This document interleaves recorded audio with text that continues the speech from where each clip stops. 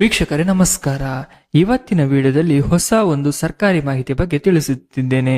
ಇನ್ನು ಕೂಡ ನನ್ನ ಚಾನಲ್ಗೆ ಯಾರು ಸಬ್ಸ್ಕ್ರೈಬ್ ಆಗಿಲ್ಲ, ಆದಷ್ಟು ಬೇಗ ಸಬ್ಸ್ಕ್ರೈಬ್ ಆಗಿ.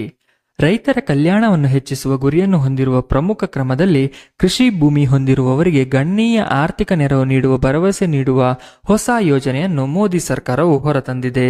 ಅಂತೆಯೇ ಈ ಉಪಕ್ರಮದ ಅಡಿಯಲ್ಲಿ ಅರ್ಹ ರೈತರಿಗೆ 25,000 ರೂಪಾಯಿ ಹಣವನ್ನು ಪಡೆಯಬಹುದಾಗಿದೆ. ಹಾಗೆ ಇದು ಅವರ ಆದಾಯಕ್ಕೆ ದೊಡ್ಡ ಉತ್ತೇಜನ ನೀಡುತ್ತಿದ್ದು ಮತ್ತು ಅವರ ಕೃಷಿ ಕಾರ್ಯಚಟುವಟಿಕೆಗಳನ್ನು ಹೆಚ್ಚು ಪರಿಣಾಮಕಾರಿಯಾಗಿ ನಿರ್ವಹಿಸಲು ಸಹಾಯ ಮಾಡುತ್ತದೆ. ಅಂತೆಯೇ ಈ ಯೋಜನೆಯು ಮೋದಿ ಸರ್ಕಾರದ ವಿಶಾಲ ಉಪಕ್ರಮದ ಭಾಗವಾಗಿದ್ದರೂ ಇದನ್ನು ಪ್ರಸ್ತುತ ಕರ್ನಾಟಕ ರಾಜ್ಯ ಸರ್ಕಾರವು ಜಾರಿಗೊಳಿಸುತ್ತಿದೆ. ಕೃಷಿ ಭೂಮಿ ಹೊಂದಿರುವ ರೈತರು ಕೆಲವು ಷರತ್ತುಗಳನ್ನು ಪೂರೈಸಿದರೆ ಈ ಯೋಜನೆಯನ್ನು ಪಡೆಯಬಹುದಾಗಿದೆ. ಮೂಲ ಅರ್ಹತಾ ಮಾನದಂಡವೆಂದರೆ ರೈತರು ಭೂಮಿಯನ್ನು ಹೊಂದಿರಬೇಕು. ಈ ನೇರ ವಿಧಾನವು ಕೃಷಿ ಚಟುವಟಿಕೆಗಳಲ್ಲಿ ನೇರವಾಗಿ ತೊಡಗಿಸಿಕೊಂಡವರಿಗೆ ಮತ್ತು ಬೆಂಬಲದ ಅಗತ್ಯವಿರುವವರಿಗೆ ಕನಸಿನ ನೆರವು ತಲುಪುತ್ತದೆ ಎಂದು ಖಚಿತಪಡಿಸುತ್ತದೆ. ಆರ್ಥಿಕ ಸಹಾಯವನ್ನು ಹೇಗೆ ವಿತರಿಸಲಾಗುತ್ತದೆ ಎಂಬುದನ್ನು ತಿಳಿಯೋಣ. ಈ ಯೋಜನೆಯಡಿಯಲ್ಲಿ ನೀಡಲಾಗುವ ಹಣಕಾಸಿನ ನೆರವಿನ ಪ್ರಮಾಣವು ರೈತರ ಮಾಲಕತ್ವದ ಭೂಮಿಯ ಗಾತ್ರವನ್ನು ಅವಲಂಬಿಸುತ್ತದೆ. ಹಾಗೆಯೇ ಭೂ ಮಾಲಕತ್ವದ ಆಧಾರದ ಮೇಲೆ ಹಣಕಾಸಿನ ನೆರವಿನ ವಿವರವನ್ನು ನೀಡಲಾಗುತ್ತದೆ.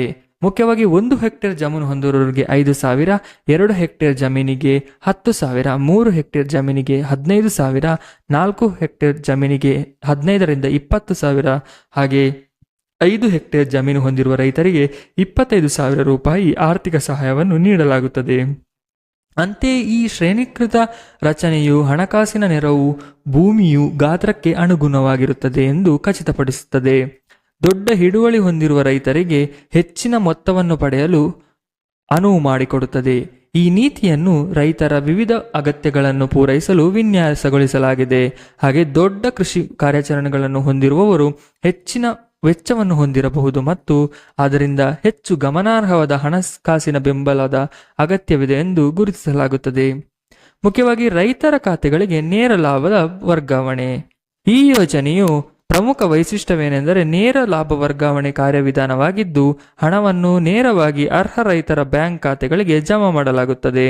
ಇದು ಪಾರದರ್ಶಕ ಮತ್ತು ಸಮರ್ಥ ವಿತರಣಾ ಪ್ರಕ್ರಿಯೆಯನ್ನು ಖಚಿತಪಡಿಸುತ್ತದೆ ಹಾಗೂ ಈ ವಿಧಾನವು ನಿಧಿಯ ದುರುಪಯೋಗದ ಸಾಧ್ಯತೆಗಳನ್ನು ಕಡಿಮೆ ಮಾಡುತ್ತದೆ. ಆದರೆ ಅನಗತ್ಯ ವಿಳಂಬವಿಲ್ಲದೆ ರೈತರಿಗೆ ಆರ್ಥಿಕ ಸಹಾಯವನ್ನು ಇದು ಖಚಿತಪಡಿಸುತ್ತದೆ. ವೀಕ್ಷಕರೇ, ಇನ್ನೂ ಹೆಚ್ಚಿನ ಸರ್ಕಾರಿ ಮಾಹಿತಿಯನ್ನು ತಿಳಿಯಬೇಕಾದರೆ ನಮ್ಮ ಚಾನಲ್ನ ಸಬ್ಸ್ಕ್ರೈಬ್ ಆಗಿ ಹಾಗೂ ಈ ವಿಡಿಯೋಗೆ ಲೈಕ್ ಮಾಡೋದಕ್ಕೆ ಮರಿಬೇಡಿ. ಧನ್ಯವಾದಗಳು.